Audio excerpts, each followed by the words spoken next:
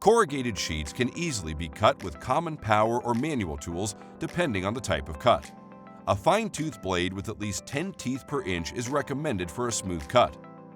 Before cutting, clamp the sheet to the work surface to avoid vibration and ensure clean cuts. A circular saw is recommended for straight, long cuts. To avoid melting the plastic, cut at a high speed but a low advance rate. A jigsaw or metal cutting shears works well for cutting curves.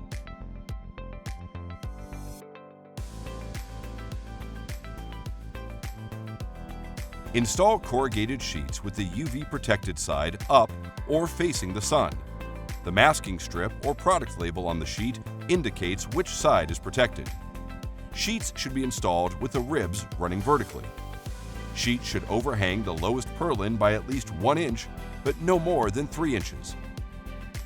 Attach sheets to the purlins using fasteners recommended for your specific application.